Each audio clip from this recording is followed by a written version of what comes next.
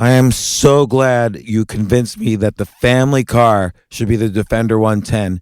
It is so beautiful inside.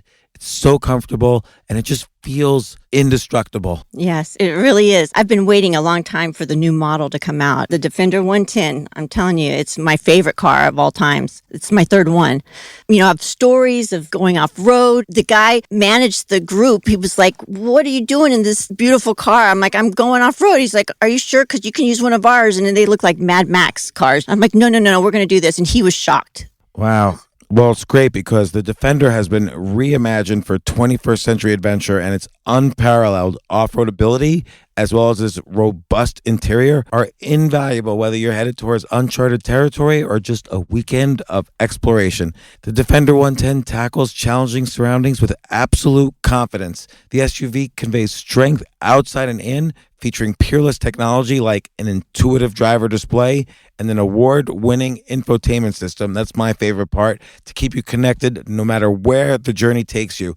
Adventure is unique to everyone, and so is the Defender. Choose from the 2-door Defender 90, the 4-door Defender 110, or the larger Defender 130 with the ability to seat up to 8 passengers. You'll find uncompromising performance in all three.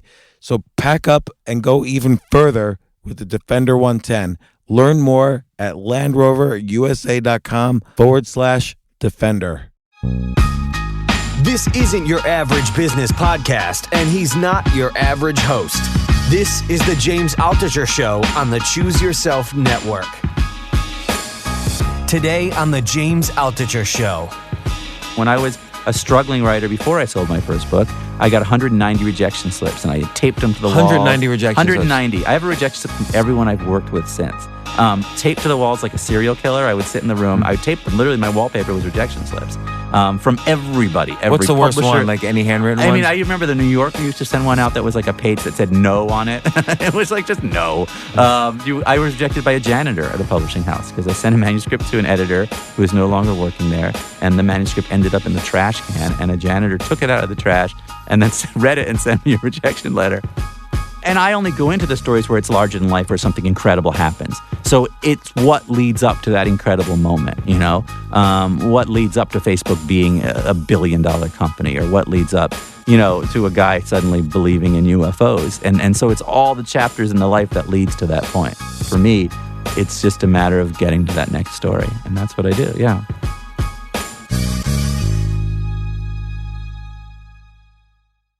Ben Mezrich, author of, I have to say, Ben, I was looking through your book list and I was realizing that over the past 5-6 years, I've probably read all of your books. Oh, that's so great. Thank you. Bringing Down the House, which became the movie 21, and of course, Accidental Billionaires, which became the huge movie, The Social Network, Ugly Americans, Straight Flush, I forget the title now, The Rise of the Oligarchs in Russia. Right. And most recently, The 37th Parallel, all about essentially UFOs. Right. So I want to talk about that book. But thanks for coming on the podcast. Oh, thank you for having me. This is awesome. This is your second time on the podcast. Last time was for your novel, Q, Right. which was great. And we talked about that. This time, I want to talk about, you put out like a book. I feel like you put out a book and a movie every 6 or so months. Like, how do you, before we get into the whole UFO thing, how do you pick these topics and then write these books? It seems like you embed yourself into the lives of all these people, and then you create what is almost written like a novel, but it's a nonfiction book. Right. So basically, I'm pitched things. That's how I find my stories. Is for the most part, people come to me. I get emails, I get phone calls, often from prison. But anytime someone does something crazy, I'll get some sort of a message. What's an example of something crazy that you didn't do? Oh, there's been so many. I mean, I often get stories of somebody who's been in prison for 10 years. For some scheme fixing horses, or, you know, those are the kind of things that I don't follow up on. But I've also gotten calls, someone who said he knew where the Gardner Museum heist paintings were. And you start to follow it, and then you realize that these people are just completely crazy. So it runs the gamut. I mean, I had a guy who used to call me all the time from Hong Kong, and he said, I've got a story. If you just call me back, that would be great. And I kept ignoring him. And he said, tomorrow morning in your mailbox, you'll find a check a cashier's check for $50,000. Just call me back. Oh my So I gosh. went downstairs, and there was literally a cashier's check, $50,000. So, and then which is cash basically. So I call this guy back, and he starts telling me how he's a cocaine dealer in Hong Kong who'd made all this money and then realized he's the reincarnation of Jesus Christ. And that was his pitch to me. And then I was looking at this cashier's check, like, oh, I can't take this money. This guy's crazy. So you do get all these kind of But crazy wait, did you things. cash the check? No, I didn't even take his money. But then you also get, Eduardo. I mean, that's how I got The Social Network, is I was sitting at home in a random email, 2 a.m, and a Harvard student saying, my best friend founded Facebook and no one's ever heard of him. And I went out to a drink with the guy, and in walks Eduardo Saverin, looking just like in the movie, and starts the conversation. Mark Zuckerberg fucked me. That was the beginning of his conversation. And I was like, okay, tell me more about this. And that, eventually became The Social Network. So you never know what pitch is going to come in, where it's going to go. So I do look at them, and every now and then there's something I want to write. Well, let's take that example. So obviously then you interviewed Eduardo Right. Saverin. You probably followed him Well, around that story a little got bit. a little crazy. So basically what happened is Eduardo, starts to tell me this story. He's not supposed to be talking to me. He's in the midst of this massive lawsuit with Facebook. I found out after the fact the reason he was talking to me was to force Facebook to settle with him. They were ignoring him. He wasn't on the masthead. It was as if he didn't exist. I thought this was an awesome story. I actually found the Winklevi twins, which are not hard to find. They're great guys. They're huge. They became, exactly. They're Hollywood. They're perfect. 6'7" or whatever they are. Identical twin Olympic swimmers who are, in their suits, matching suits all the time. Really great guys. And then I found Sean Parker, and Sean became my real inside source over there. I wrote up a 14-page book proposal, showed it to my agent. He sent it out to a couple people, and it leaked onto the internet on Gawker, which no longer exists, but they printed my entire book proposal on Gawker. And that day, everything went crazy. Facebook settled with Eduardo for what eventually became $5 billion. And in the settlement agreement, it says you may never speak to Ben Mezrich again, because they were trying to stop me from writing the book. Eduardo cut off all contact with me. He sent me a legal restraining order. He broke up with his girlfriend because it was my wife's best friend at the time. And then he moved to Singapore, never to be heard from again, which is understandable for $5 billion. I think most people I know would not speak to me again. And then... and not only that, it set off a chain of events. Right. Like even right before the movie came out, Mark Zuckerberg donated $100 million to Newark schools. Right. Like you basically changed the world just from a book proposal. It was a crazy situation. The movie really changed what Zuckerberg was seen as. I think it changed Facebook entirely and led to their IPO being what it was. I think that day also Aaron Sorkin called me. So he saw my book proposal online, said, I want this to be my next movie. David Fincher saw it online and said, I want this to be my next movie, which was all great, but I hadn't actually written the book yet. So that was sort of the beginning of the process where I scrambled to write a book very quickly because I have a big movie deal. Was the movie deal bigger than the book deal? I mean, in terms of what? It's hard to say. So for me, if a book explodes and sells millions of copies, that's the bread and butter of my business. But the movie deals are a big part of it now. I mean, I will say that every project I do, I have to have a movie before I'll even write the book. So if I can't sell a movie on a book, I won't even do it. I've sold my last 8 books as movies before I've sold the book. Because I just feel that there's a synergy there. That's where, the best movies come from, and that's essentially how the book business kind of works now. It has to be attached to something bigger. But I feel like in order for that to happen, like there's a combination of a bunch of things. A, you're a good writer, so you don't just kind of tell a nonfiction story, fact after fact. You kind of create dialogue, you create story, you create tension, you create antagonists and protagonists, and it's the classic elements of a story, but you put it into a nonfiction context, like the story of Facebook.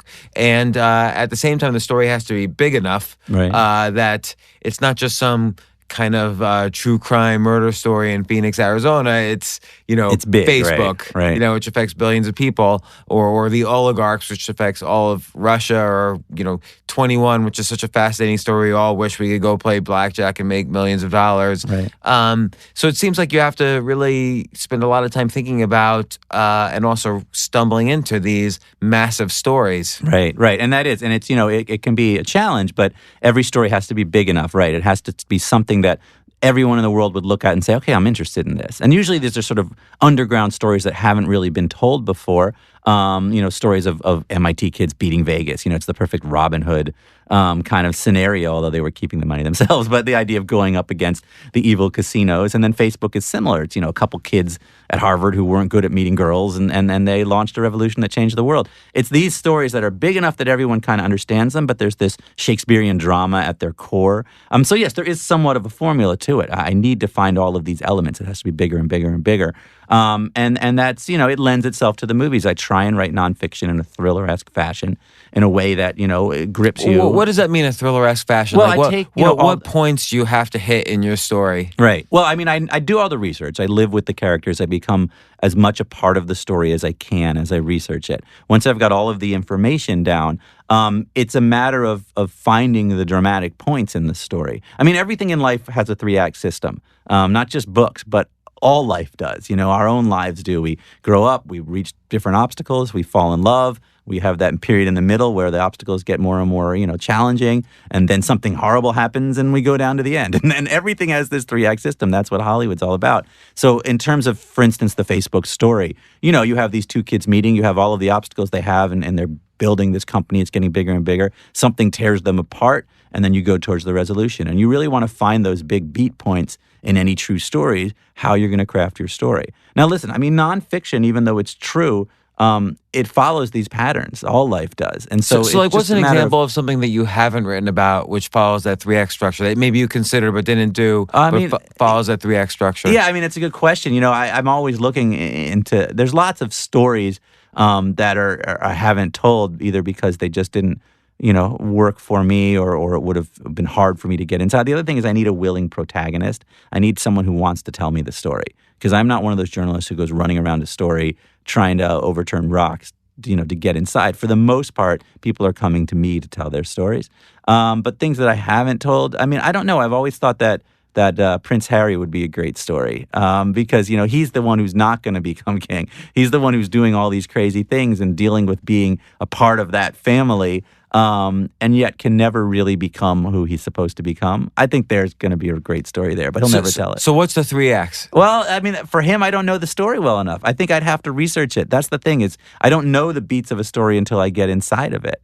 I think all of our lives have, my own life would be one if I ever wrote a memoir. You look at, where in my 20s, I was $2 million in debt. I owed so much money that I had an IRS agent who knew me by name, who would show up at my apartment saying, "You have to give us something." And then I meet the MIT kids, and I start going to Vegas with them every weekend. And it was just a chance, happenstance thing through a friend from college. And the next thing I know, it leads to Kevin Spacey seeing the project. And then it becomes 20. There's a whole, it's hard to get into it in a short form. But how come you were $2 million in debt? So this is a sad, stupid story. But I was 25 years old when I sold my first book. It was a novel that nobody in the world read. But I was kind of the it writer. So in 1 year, I sold 4 books, a TV movie, a project with the X-Files. And they give you these big checks, and you're in your early 20s, and they don't take money out of it. And I just, I lived a lifestyle that was way beyond what I was getting. Nothing bad. I never did any drugs. I never really drank. I never had any bad habits, but I would get up on a Wednesday, go to the airport, no bags, and get a one-way ticket to Paris or London or New York. I lived at the Plaza for a month. I lived at the Standard West Hollywood when it opened for a month. And I spent, $2 million or more. And then the year comes up and suddenly you have this $800,000 tax bill. I was paying my rent with one credit card, paying another credit card. Those checks they give you? At this point, were you I was one of those crazy, like a sports star who gets their first big check and doesn't really think it through. And I thought, okay, my next book will be big. I can always sell another book. And this was the 90s where the book business was a very different business. Right. In the 90s, I remember, this sounds horrible, but I came up with the idea of a story. I wrote a long paragraph pitch, faxed it to my agent at the time, who faxed it to a publisher, and I had a $500,000 deal before the end of the day. And this does not exist anymore. This is not how publishing works anymore, for good reason. And so you'd get these crazy checks, and I didn't really think about it. And my fiction, nobody was buying it. I wrote 6 novels, none of which anybody read. I had a TV movie starring Antonio Sabato Jr., Robert Wagner, that I think it was TBS's premiere movie, TNT's premiere movie. It was, movie of the week kind of thing. Did you fall into despair at any point where you figured? I reached a point where, I was living off of I had one bank account. There were lens, whatever that word is, on all my accounts. They've frozen everything because I owed all this money. I had one account for some reason that they couldn't find that I was able to live off of. And I had a stack of business school applications. I was thinking the only way I'm ever going to get out of this debt is to go into business because there's no way I can do it with writing. And then there was a local bar, a friend of mine, this girl I went to school with who ended up being the Kate Bosworth character in 21, brought me into this bar to meet her friends, this group of MIT kids. And they had tons of money and it was all in $100 bills. And in Boston, you never see $100 bills. So you couldn't. Why is that? They just don't exist. People don't pay in hundreds in Boston. Right. In New York, you see $100 bills, right? In Boston, you'll never see a $100 bill because people don't have that kind of money. There's not this finance community. And I was like, why did the guys have just pay for everything with hundreds? I went over to the main character's house, Jeff, his real name is, and in his laundry was $250,000 and stacks of hundreds. And it was the MIT blackjack team. I started going to Vegas with them, and I was like, this is a great story. So I wrote up a book proposal, and my agent said, nobody cares about cards. Nobody cares about Vegas. This was before that's crazy. Though all of that. It was before Moneymaker won the World Series of. The World Series of Poker. So it was before cards were on TV. Really, Vegas hadn't had its resurrection yet. So I sold it for the lowest money I'd ever sold a book. Tiny money. Wasn't going to get me out of my hole. I wrote an article for Wired magazine, and I get a call from Kevin Spacey. And he's like, I read this article. I hung up on him. I was like, it's not really Kevin Spacey. I called my mom. I was like, Kevin Spacey's trying to call me. And she said, no, it's a prank call because the MIT kids used to prank call me all the time, but it really was Kevin. And he wanted to make a movie out of it. Then I booked the Today Show and everything kind of exploded. And it became sort of this moment and everything kind of shifted in my life.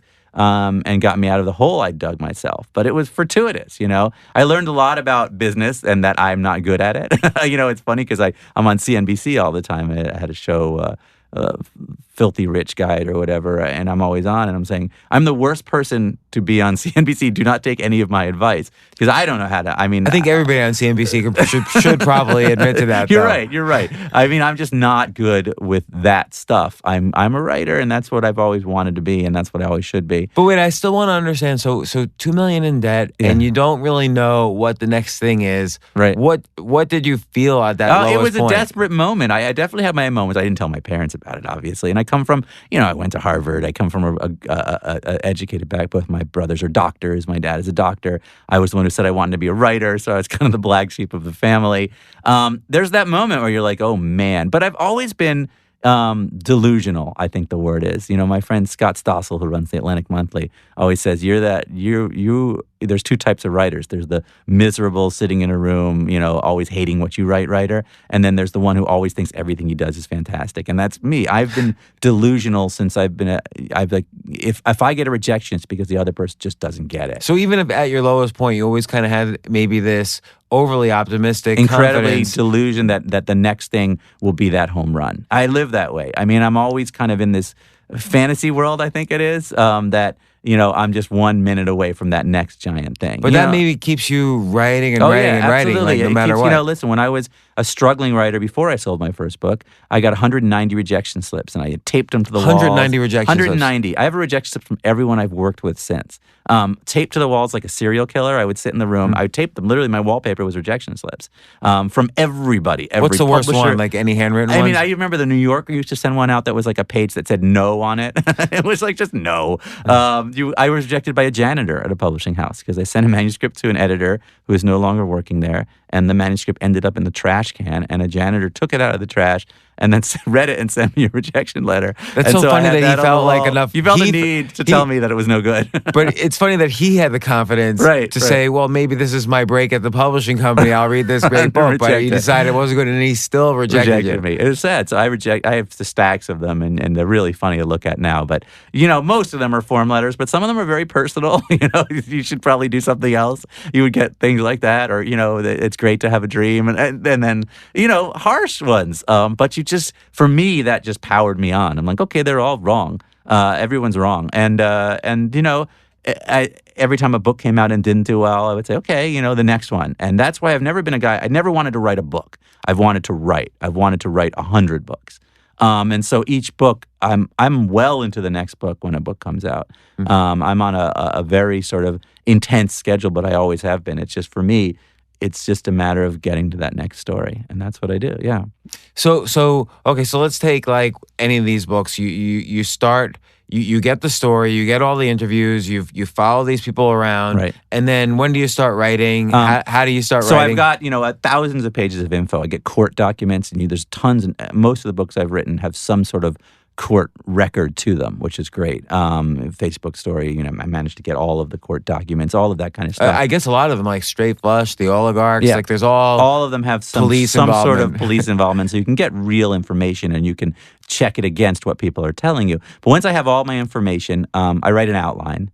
Well, this is after the selling process. So usually I speak to the main character enough to get a book proposal. I sell the book as a movie and a book. Then I do all of that research, and then I write an outline.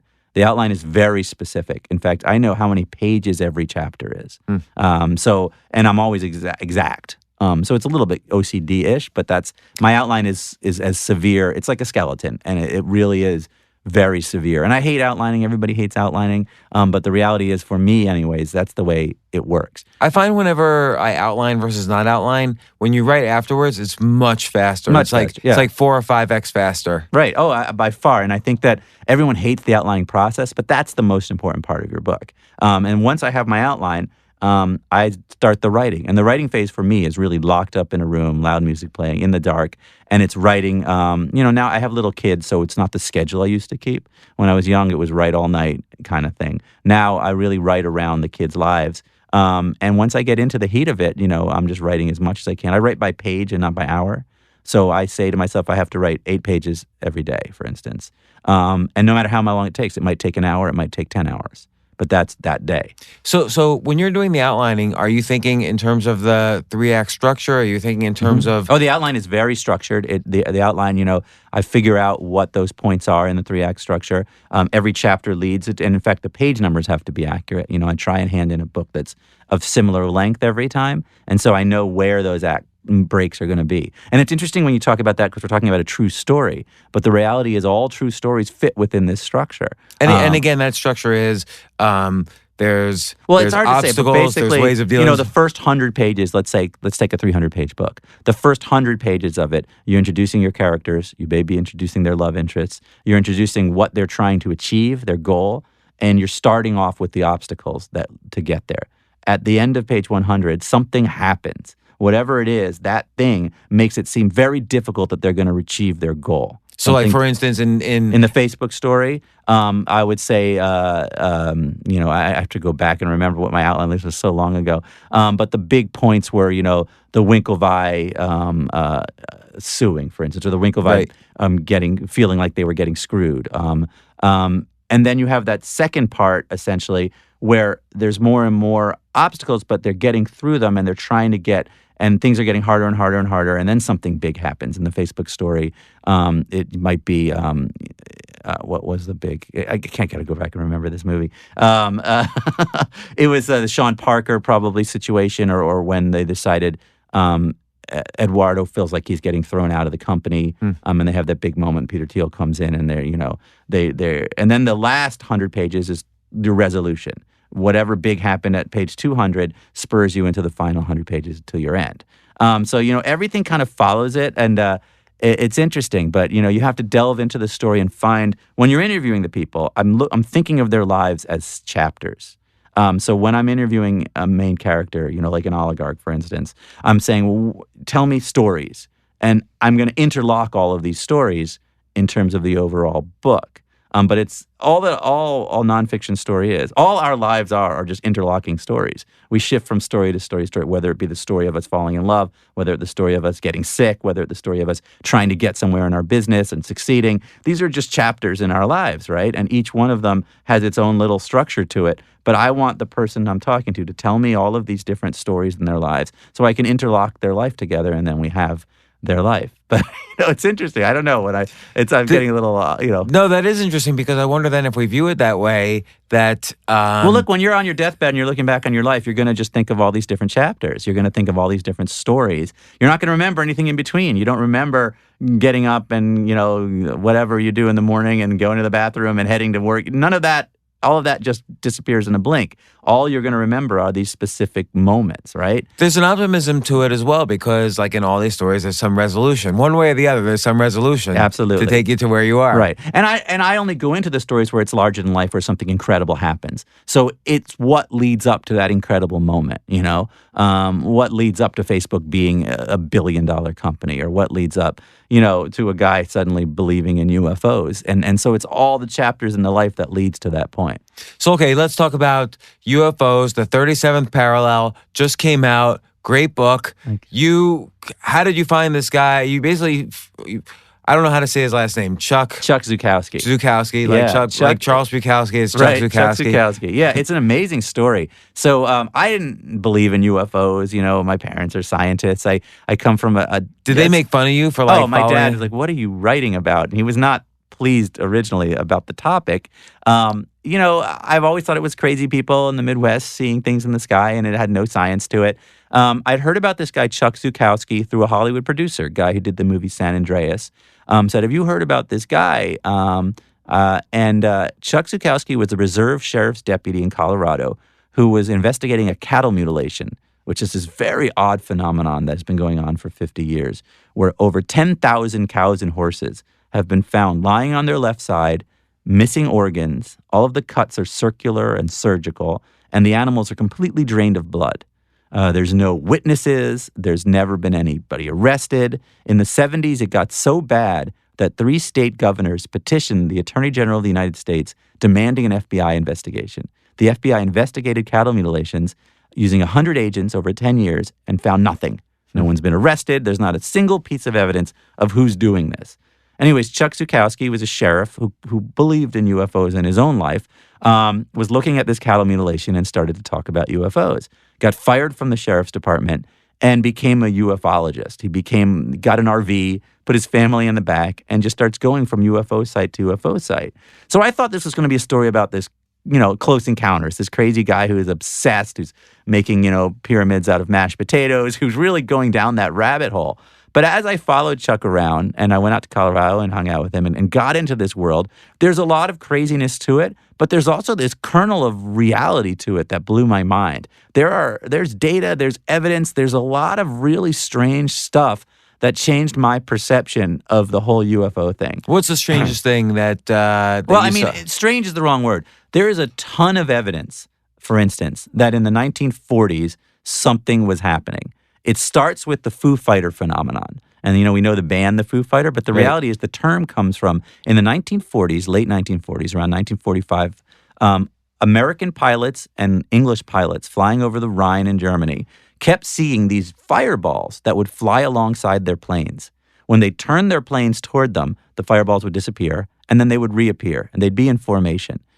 It was such a phenomenon that the New York Times covered it in the front page. What are these Foo Fighters? Big article, and I put the article in the book. Are they some weird German weapon? This article was carried everywhere. All of our intelligence services at the time got into it trying to figure out what it was. After the war, we captured these German scientists, and we asked them what were these balls of light, and they had no idea. They had seen them too. The Japanese had seen them too. They were all over the place in the air. Nobody knew what they were.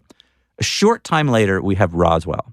And it was within a year, 1947. And wait, on the Foo Fighters, Right. I mean, There was never any resolution to it. And still today, fireballs are seen by pilots.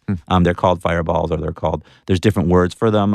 it couldn't be like an optic thing. Well, that was one thought, was it is something they're seeing, but, they tried to study it and nobody could figure out what it was. They thought it was psychological warfare of some sort, but nobody copped to it. Nobody knew what it was. But it was really wide-reaching. I mean, most pilots were seeing these things, and they were all over the place.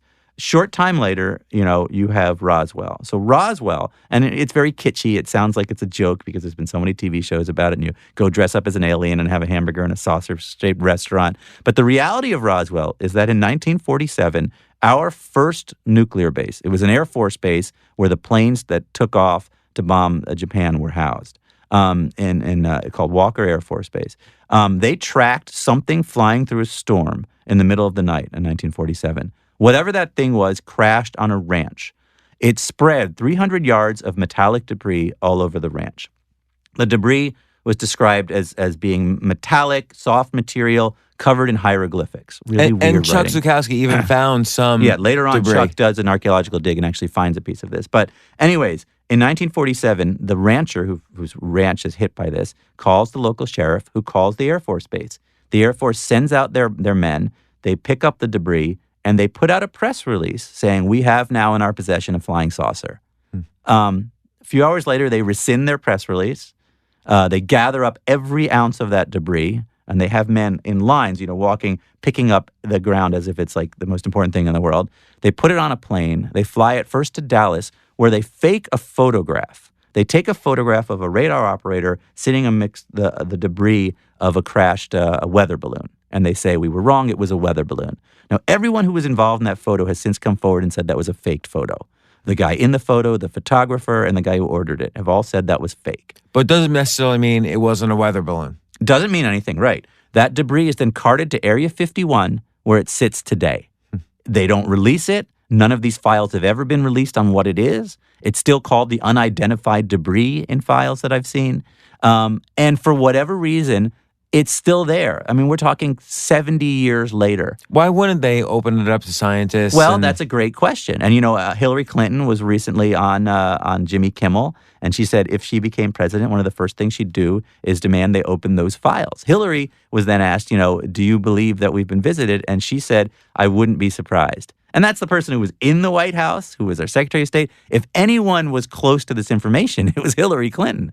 So if she's not going to be surprised by visitation, then I don't think anybody should be. But the question is, why won't they release this information? If it's a weather balloon, now it's 70 years later. It's not still experimental. It's not something that matters anymore. Just bring it out here. And there's been theories about it. Isn't there any Freedom of Information Act kind of? They've tried. Area 51 wasn't even, they didn't admit Area 51 existed until a few years ago, even though everyone, of course, knew it existed.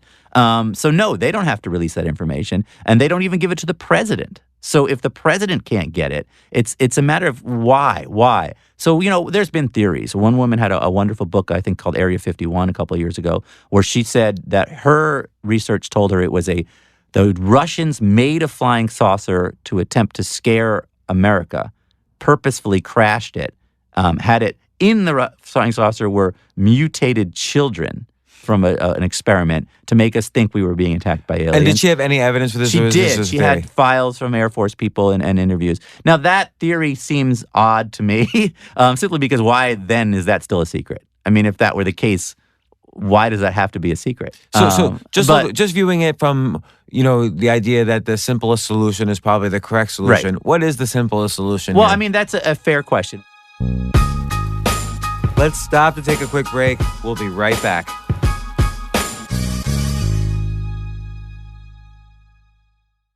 The simplest solution is that it was some sort of spy craft, that the U.S. government, the Air Force, was doing some sort of experiment that for whatever reason they don't want to admit to. Maybe they were experimenting with high-altitude pilots and they killed a pilot. Maybe they did something, you look at Tuskegee, you look at things that the Air Force has done, or that the government has done, especially in the 40s and 50s. And this was a time of interesting stuff going on, the development of the atomic bomb, the Cold War, a Manhattan Project. And we were very secretive back then. We kept secrets. So maybe it was part of that, and then all the people have since passed away, and the secret just hasn't been opened up yet. That's a possibility. And then you look into the UFO thing. Now, of course, we all want to say the UFO thing is the least likely thing. It's got to be impossible. But the impediments to believing in UFOs, I feel, are falling down. We used to think there wasn't life on other planets. Now we're pretty certain there's probably life out there just because of the number of planets there are, the number of Earth-like planets there are. We used to think that all of these planets are too far away. But now we know that's not true. We're finding Earth-like planets that aren't that far away. We can reach, Proxima Centauri, which is the newest one we found, with current technology in 40 years. So that's not that far. So what are our impediments to believing that visitation is a possible answer? Why can't we believe that? I don't understand. I mean, I know why we used to not believe that. It just seemed crazy, right? But why is it crazy now? I guess one impediment, and maybe it's not an impediment, but given that the universe is 15 billion years old, Right. and humans, as let's say an industrial species, industrial being the key word here, is only a few hundred years old. Right. It seems like civilizations have to line up pretty closely, and the odds of that are against us. So, like, either someone's so far advanced, no one would crash, we'd never detect anything, or a civilization's not advanced at all and not human-like at all, and would have nothing to do with us. Absolutely, and I think that that's true. But then you start getting into these numbers. You know, the universe is huge, right? Almost infinite. So yes, that's the majority of the cases. But there's so many possibilities. So if there's millions and billions and billions and billions of stars, there are millions of civilizations, if not billions of civilizations. So yeah, it's going to take 1 in a billion for one of them to line up. But we can get to 1 in a billion with this math, right? So that's the question. Yeah, you're right. It's infinitesimally small possibility, but there's an infinite or nearly infinite number of variables to pull into that calculation. You know, I'm not a mathematician, and I'm not going to do the math, but I do believe that the impediments to this are not as vast as they used to be. And as we continue forward, we're getting closer and closer to discovering that life outside of us. And yeah, the things we're going to first see are going to be not lined up. But the idea that it's not possible is simply not true. And also, when you get into these vast distances, that's going to change dramatically. And the Jet Propulsion Laboratory is trying to figure out how to bend space. And then you start playing with time itself. And time is something that people don't understand that well, but it's not necessarily linear. It's not necessarily what we think of it as, the idea of different dimensions. And I know I'm getting into sci-fi here, but the reality is there's so many possibilities. I mean, James Gleick just wrote a book, A History of Time Travel, so it's definitely like kind of in the zeitgeist to explore this. So going back to Roswell, we look at Roswell, what's the most likely thing? An experiment of some sort. But then why can't they release it? Why isn't this information coming out? What if, and this is what I really think, they just don't know what it is. I think this is unidentified debris covered in weird hieroglyphics. If I were the Air Force, I probably wouldn't release that either. I would say, okay, in the 50s, they did a study, 60s, and they said, what would happen in America if we announced tomorrow that UFOs are real? And the response was, it would be complete chaos. People would stop going to work. Religions would fail. I think we've changed since then. Today, so much weirdness is going on. I mean, look at our political election. That you wouldn't even be fazed. If a flying saucer landed, it wouldn't even be the craziest thing in the newspaper that day, right? It would be one of them. So we have changed as a people. And I think right now we would be accepting of life on other planets. And we would be accepting that someone crashed here in the 40s. Would that be that big a deal to you? Probably not. But in the 50s, it was a big deal.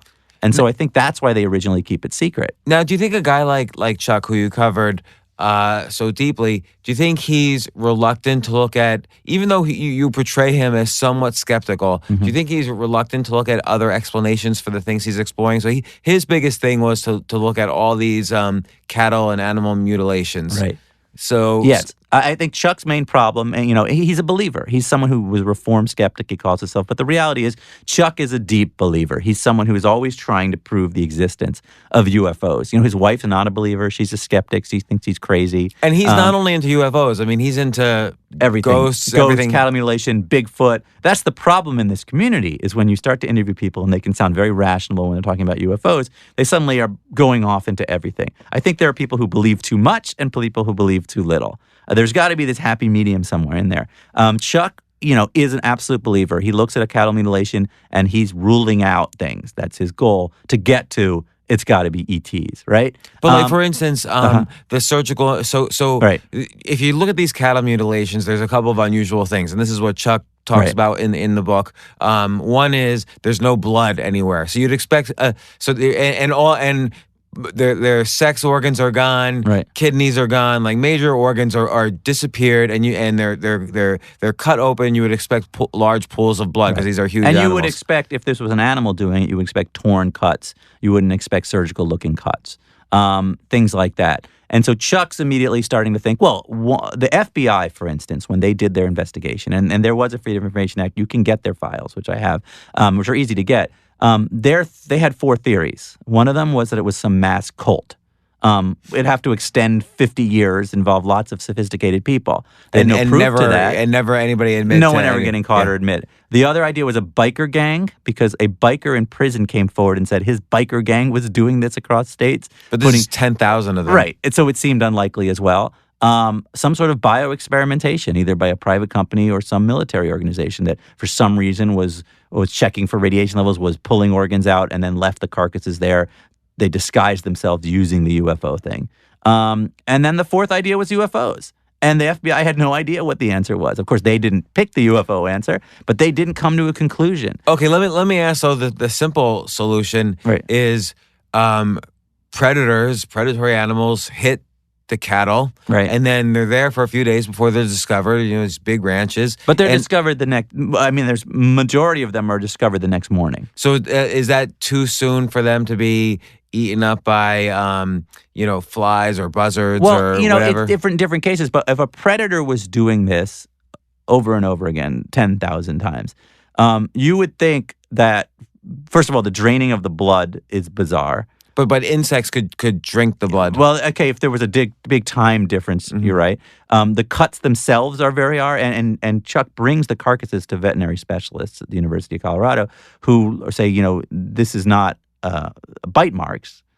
These cuts are surgical for the most part, not all of them. Bloatation from, let's say, the blood pooling after the death could create. And this is all, stuff that was in the FBI documentation. Is this a possibility? And in some cases, it probably is, but not in all the cases. There's definitely ones, animals look like they've been dropped from heights. The fact that they're on a certain side all the time, they're always on their left side. Always. Almost always. In majority of these cases, that's how you find them. And yeah, you're right. There could be some of these things can be described that way. But the majority of them, I do not believe can be. I just think it's, the cuts themselves when you see them. I mean, the tongues are sliced very far back in almost all the cases with a straight cut. So the tongues are being removed. And it seems unlikely that an animal would get into the mouth and get the tongue out like that in a straight cut. So what's even the UFO explanation? Well, that's a great question too, and Chuck doesn't know. He thinks it has something to do with experimentation. The same abduction phenomenon that people see going on is similar with the cows, that they're studying something. Bovine blood and human blood are not that far apart. Maybe it has something to do with that, and that's why they're taking the blood. And I don't know. I don't think that the UFO answer is a good answer for cattle mutilation either. I think that's a very out there answer, and I think it's very hard to sort of figure out why an advanced species, presumably, would be so interested in cattle. So I don't buy that either. I'm not a big believer in the UFO animal mutilation phenomenon. I think the animal mutilation phenomenon is its own phenomenon that I don't know the answer to, and it's related to something. And I'm not saying they're all that. I'm sure there are copycats. I'm sure there are ones where a predator did it and then it's immediately just lumped in with the other animal mutilations. But I do think there's a large number of them that have something to do with one of these weird explanations. So fitting this in with kind of like your oeuvre of books, right? It's like you take this super high stakes situation, like a bunch of kids winning, millions and millions of dollars right. at MIT, or a bunch of other kids making billions and billions of dollars out of a dorm room. And here's a high stakes situation. Are there alien civilizations and UFOs or other mysteries doing these incredible things, right? On our planet, like killing tens of thousands of cows, or crash landing in Roswell, or any of these other things. Like what other things occurred during the research for this book that struck you as unusual? Yeah, so basically, I wanted this book to be a travelogue into the UFO phenomenon. As someone not in that world, it's following Chuck from site to site as he kind of delves down that rabbit hole, trying to convince his family that it's all real. I think that when you look at the 37th parallel, and that's sort of Chuck's big thesis, is that running across the country is this line, the 37th parallel, where a lot of these things take place. And it's also where a lot of our underground military bases are. So you have, the Pentagon, Area 51, Cheyenne Mountain, all of these things occur along the 37th parallel. Chuck is investigating it, and he starts to notice that people are sort of following him, investigating along the way. And this is where we get into the real... And is that real, or is that paranoia? So this is really interesting. So there is a company, Bigelow Aerospace, They are an aerospace company that makes pieces for the International Space Station. They make the Transhab, which is that inflatable room that just went up with the two SpaceX launches ago, that they did a spacewalk and they inflated it. And an astronaut went in it and out of it. He's a billionaire, made his money originally in Budget Suites of America. He has been funding UFO research for 30 years. He created something called the National Institute of Discovery Science back in the 90s he brought together real scientists to attempt to find the smoking gun to prove that UFOs exist. Since then, his company has gone secretive about this stuff, but has been secretly investigating UFOs for 20, 30 years. The FAA, which all of our pilots are members of, in their manual, if you look at their manual, if a pilot sees something, they don't report it to the U.S. government, they don't report it to the FAA, they report it to Bigelow. Why is that? He has taken over what our government used to do, which was Project Blue Book. Our government used to investigate UFOs. Now it's private. Bigelow Aerospace, Bigelow, and he has a separate company, which is a laboratory, BASS. They are the foremost investigator of UFOs, partnered with the FAA. He works with NASA. His company he has $500 million put into his company, and he sends teams around. So, for instance, MUFON. MUFON is the grassroots national organization where people volunteer to look into UFOs. It's the biggest UFO organization in the country. They were funded by Bigelow. He used to run their STAR Team program, which was a program for their top investigators. If someone had contact, supposedly, they would send out a STAR team. Turns out when the STAR team would get there, Bigelow's team would already be there.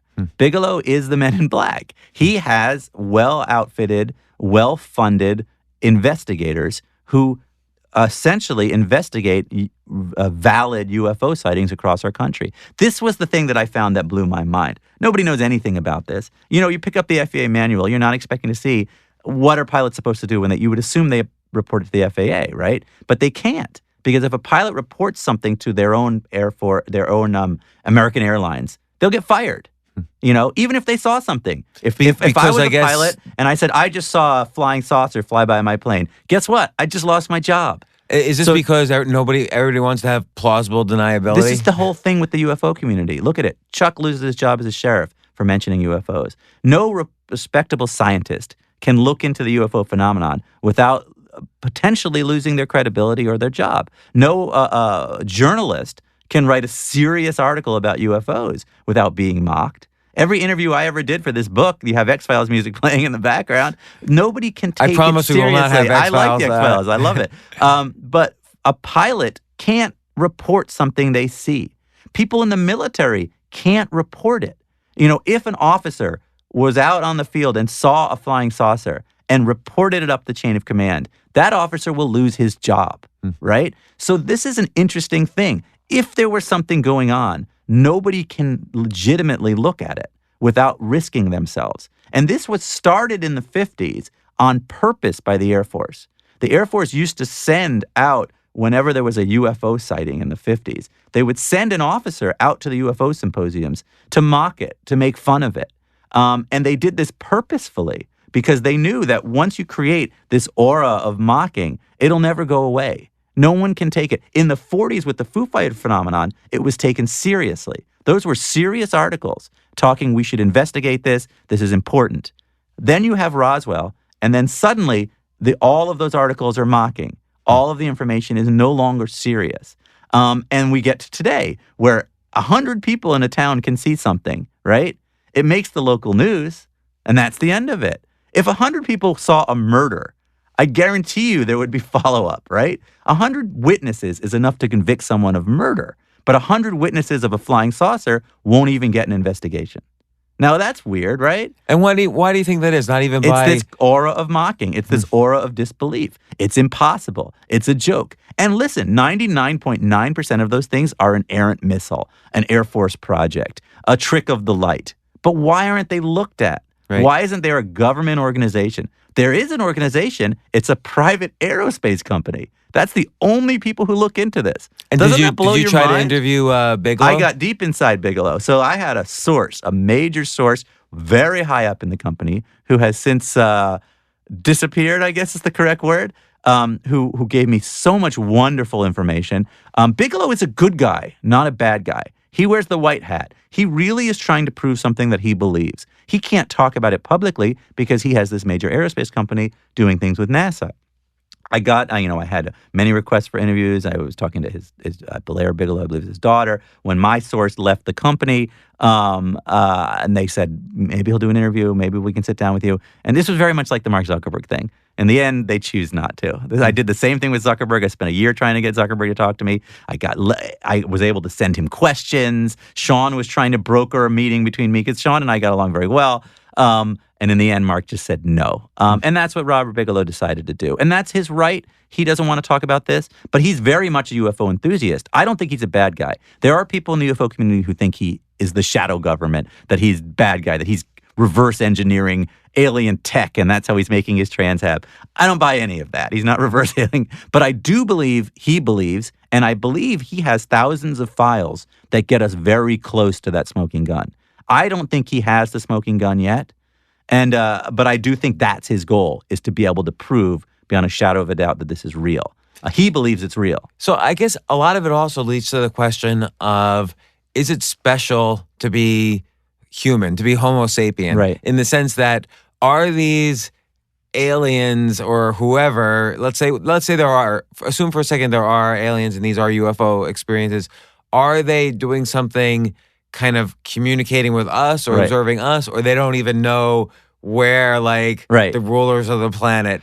I mean, it's a great question. Now, my own personal theory, and this has nothing to do with anything. So right now, we're working on a program called the Starshot program. Have you heard of this program? No. There's a Russian billionaire and some very big scientists. The goal is to take thousands of postcard-sized probes that are pushed by lasers. They can reach 1/5 the speed of light. We're going to shoot them off in random directions, and they're going to send back information. This is a real program going on.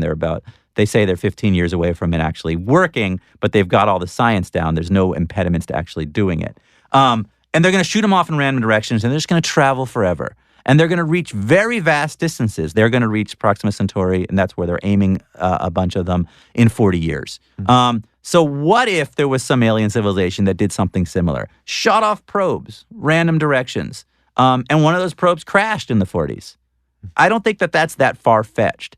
We're going to do it. Our probes are going to crash all over the place. Who knows if one of them is going to crash into a planet that has alien life on it. And to us, it would look like something exploded, left debris all over the place, and that was it. I don't think it's a necessary thing where there's this continuous contact. I mean, that's what some people believe. I don't think there's aliens, little gray men. They're not green, they're gray, running around. All the people So what do you think of that well, theory, listen, grays? People have very real experiences. You talk to people, and they really are traumatized by what they saw. They truly believe. And so that is interesting, and I don't discount it. I'm not willing to simply discount witness accounts, especially from very credible people. You have, ex-Air Force people. You have ex-military people. You have people who are legitimate people who claim to have seen these things, right? So I won't automatically discount it. However, I haven't seen any proof that has swayed me to believe that there are grays running around. So for me, I can't make that jump. But I'm certainly willing to believe that these people are traumatized by whatever they saw, and they believe they saw it. But no, I don't have any evidence or listen, when people ask me, do I believe? This is all I believe. I believe that it is not impossible that something crashed in the 40s at Roswell. I do believe there was a cover-up. I do believe the U.S. government has that debris and that it is unidentified and they won't release it. Those are the things that I believe. And you put those together and you say, well, there's something really to look at. You believe there's mystery around the mutilation? I believe there's a mystery around the mutilation that hasn't been solved. I can't tell you what it is, what the answer is. And I also believe firmly that there should be an organization investigating UFO sightings. There should be a governmental, serious organization, not some private company that doesn't release its files, because that exists. There is a private company doing this. Why isn't there a government organization? If there was any other phenomenon we're talking about, there would be a government organization looking at it. But why isn't there someone to call when you see a flying saucer?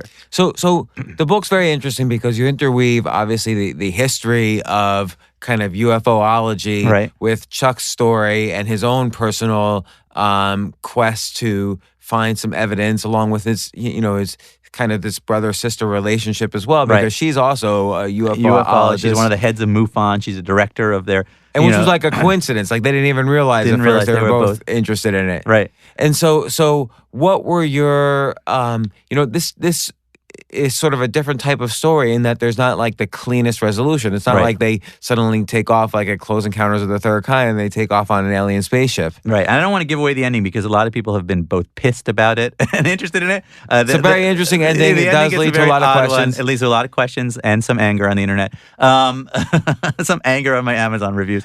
I will say that I wanted to leave it open-ended in some extent because it is an open-ended. There's no answer. There's no little green man yet. There's no flying saucer crashing on the White House lawn yet. But I do believe we are leading in that direction. I think we're getting closer and closer to a resolution to this. I think the Hillary Clinton thing, but that's not the only thing. The Catholic Church recently put out an edict saying alien life would not be contradictory to Catholic doctrine. It was a weird thing for them to say out of the blue. Why are they even mentioning this right now? And I feel like that's part of this. Why wouldn't it be contradictory? Is Well, it the of course, case- I love how religion, I don't want to, I know there are people who are religious out there. It's funny to watch religion attempt to adapt to all of the things that we discover. Everything just has to somehow fit in to something that was created during the Bronze Age when Australia didn't exist. Right. It's like you have to find a way. Okay, alien life. Well, that works fine. And, Jesus loved aliens too. They're going to try and, gymnastics to figure out a way that when we discover alien life, that it also works. So the Catholic Church put that out, and it was an odd thing to me for them to put that out, unless they felt like we're about to discover alien life and they want to cover their bases. So I do think we're getting closer and closer. I feel like the zeitgeist has moved us in that direction. I also believe that things that were kept secret before are no longer kept secret. WikiLeaks, all of these things. Information is coming out now faster and more furious than ever before. So if there is a file somewhere, there's no reason that it's going to stay secret for that much longer. We're getting closer and closer. I think it's going to be something very simple. I think it's going to be something crashed. We don't know what it is. Here's the debris. We've analyzed it backwards and forwards. It's got silicon. It's got aluminum in it, but it's not something that we know how it was manufactured. That's what I think the answer will be. And that's very simple, and it leads to many more questions than it answers. But that's what I think the information is. So you mentioned you sell a book with a movie. Is a movie being made on this? Yeah, so the movie is with New Line Pictures. Beau Flynn, who did San Andreas and has the upcoming Baywatch, is making the movie. Robert Downey Jr.'s people are very interested for him, which would be amazing to play Chuck. I think it's going to be a really cool movie. We're at the process now where we're trying to bring in the right screenwriter. So Why don't you write the screenplay? It's funny. Hollywood doesn't really ask the author to write the screenplay. In fact, to get a movie made quickly, the author writing the screenplay is usually an impediment to that, which is sad. I would love to write screenplays as well, but only when it's going to help the movie get made. I understand the business, and there have been some great authors who've done it and done it very successfully, like Lehane, like Gillian Flynn. Like people have done it very well, but usually the best route to a movie getting made is the author writes the book, an A-list screenwriter writes the screenplay, and then an A-list actor attaches, an A-list director attaches, and you make the movie.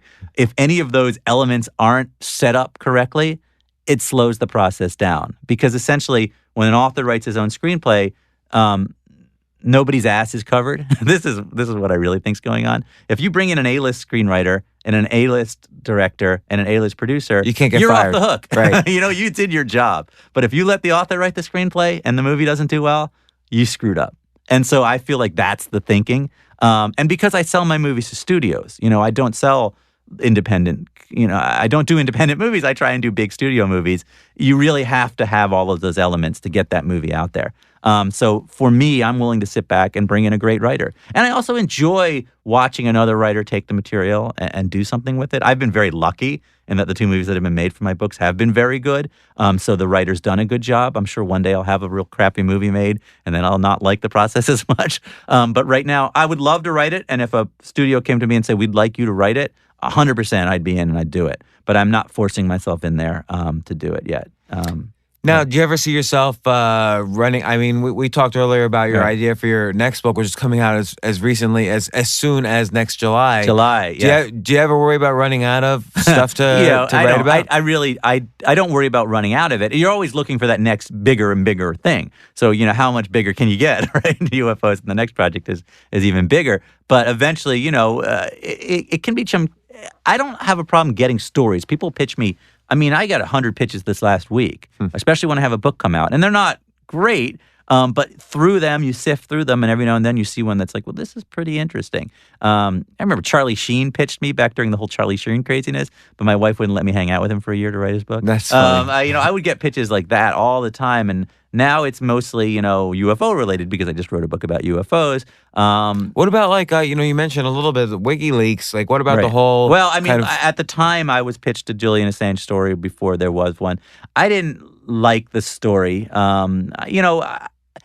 For me, first of all, it has to be a story that hasn't already been destroyed by the news, covered to the extent that, and I'm not just a journalist who throws his hat into the ring. If there's a big story, I'm not going to chase it with everybody else. I feel though there's like a darker, or not darker, but deeper side to this, which I gloss over, and I don't know if other people do, but whenever I start hearing all about WikiLeaks, and I think it's fascinating, something in me just kind of turns off. I can't, it's too much. I don't know what the answer is. Politics is another thing. I think I would love to write a politics book, but it would have to be so completely off the chart different with my own sort of source that no one's really gotten into.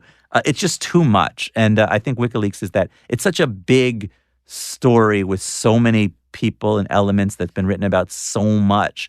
What do you write that hasn't been written? And how do you... And anyways, you have to have a likable main character. You have to have a hero. You have to have someone people identify with at least understand. And I think that story is probably missing that.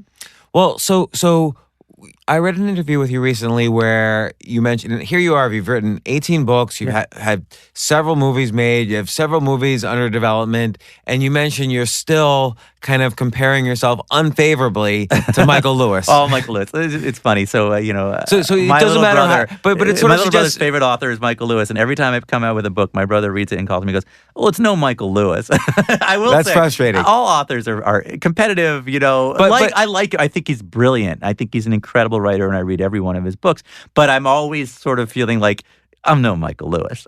So it's like, it's got that, I don't know what it is, what he can do. And I think we're in a similar genre. We're very similar, although he's much more finance and he's much more of a journalist than I am. And what I mean by that is he really digs into a story in a different way than I do. I take the main character and I follow our main character through the story. I tell our story through the eyes of our main character.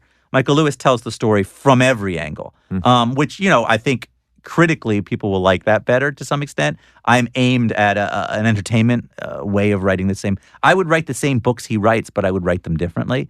But I think he's brilliant. I think he's a genius. But here's what I mean. My books, I have a core audience and they do fine. But I haven't attained the Michael Lewis level of writing yet. But it's so funny though that we always, no matter how successful we are, we always compare ourselves. You compare yourself to somebody in the same industry who's just doing better. No, I think he's great. He's awesome, and I think he and I are in similar places, but just doing it a little bit differently. But yeah, I mean, all authors kind of look at each other, especially we all have books come out at the same time, usually every year. We're all in similar patterns, I think.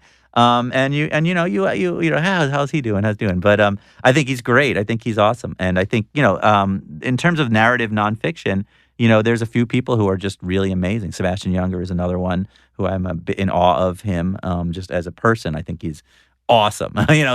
He's like the guy who goes into the middle of Afghanistan to get a story and is in the foxhole and does things that I would never do. I mean, I'd be terrified to be him for a day. And a phenomenal writer out of it. And I think there are just some writers that I really look up to. Michael Crichton was the one I wanted to be. I wanted to be Hunter S. Thompson or Michael Crichton. Those are my two favorite authors. I was obsessed with Hunter S. Thompson, and then I was obsessed with Michael Crichton. And I'm trying to do that with my books. I'm trying to blend those two styles. Hunter S. Thompson's gonzo journalism with Michael Crichton's pacing and thriller writing. And that's always how I've seen myself, as a mix of those two guys. They were like my gods growing up as a writer. And so that's who I'm trying to be. But yeah, I don't know. I I read as much as I can when I'm reading, but when I'm writing, I'm not reading. So writing, I've been in such a writing process for the past 2-3 years that it's hard for me to sit down and read anything. Well, the 37th Parallel, I highly recommend it. It's definitely the most lucid book on a very non-lucid topic. Thank you. The whole quest for, alien life and searching for its proof and so on. So I highly recommend it. Ben, once again, this is the second time you're on the podcast. I hope you come. Your next book's coming out in July. We won't talk about it now, but we're going to talk about it before then. So I'm excited for that. Thank you so much. I'm so glad to do this in person. I am a big fan of yours, so this is phenomenal for me to do. Thank you. Thank you. Thanks, Ben. All right, great. That was awesome. Yeah, that was fun. For more from James, check out The James Altucher Show on the Choose Yourself Network at jamesaltucher.com and get yourself on the free Insiders list today. Hey, thanks for listening. Listen, I have a big favor to ask you, and it will only take 30 seconds or less, and it would mean a huge amount to me. If you like this podcast, please let me know. Please let the team I work with know. Please let my guests know. And you can do this easily by subscribing to the podcast. It's probably the biggest favor you could do for me right now, and it's really simple. Just go to iTunes, search for The James Altucher Show, and click subscribe. Again, it will only take you 30 seconds or less, and if you subscribe now, it will really help me out a lot. Thanks again. These days, we're all investors, trying to be smart with our money despite our worst impulses. But at iShares, we believe that deep down inside of every investor is a better investor. One that's just waiting to be let out. Explore iShares ETFs and insights and let your best investor out.